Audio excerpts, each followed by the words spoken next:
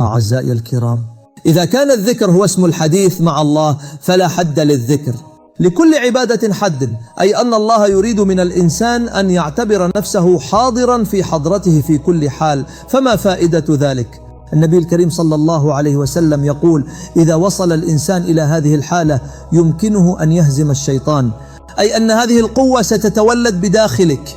هذا ما يسمى بالقوة الروحية وقوة الإرادة. كثير من الناس إرادتهم ضعيفة جدا، ولا يستطيعون القيام بأي عمل كبير. لكن مع حالة الحضور وكثرة الذكر، إذا أكثر الإنسان من الذكر، أي ذكر كان كالصلاة على النبي أو الاستغفار، بشرط أن تبقى حالة الحضور، فإن العلماء يقولون: اختر الذكر الذي تبقى فيه حالة الحضور.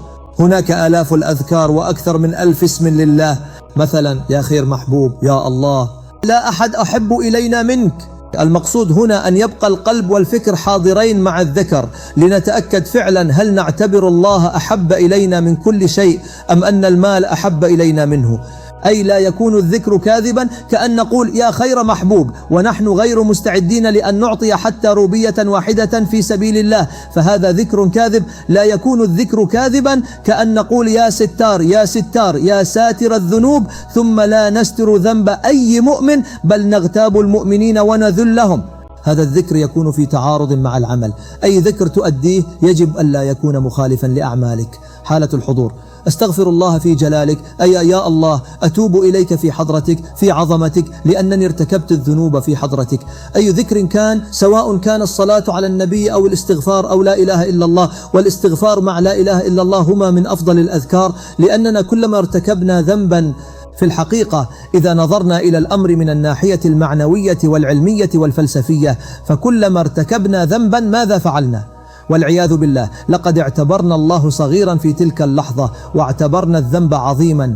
فما معنى لا إله إلا الله في الأصل؟ لا إله إلا الله تعني لا محبوب إلا الله، أي يجب أن يكون الله هو أحب شيء إلينا على الإطلاق. العينان أعطاهما الله، واللسان أعطاه الله، والأولاد أعطاهم الله، والمال أعطاه الله، وكل نعمة هي من عند الله، والكرامة أعطاها الله. ليس هناك شيء من عند أنفسنا، كل ما لدينا هو من الله، فلو لم نحب الله مع ذلك فهل هذا يعتبر وفاء بالنعمة؟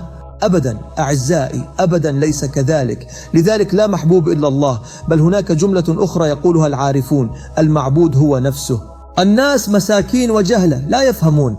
معبودك هو من تحبه أكثر من أي شيء آخر. إذا كنت تحب المال أكثر من أي شيء فالمال إلهك.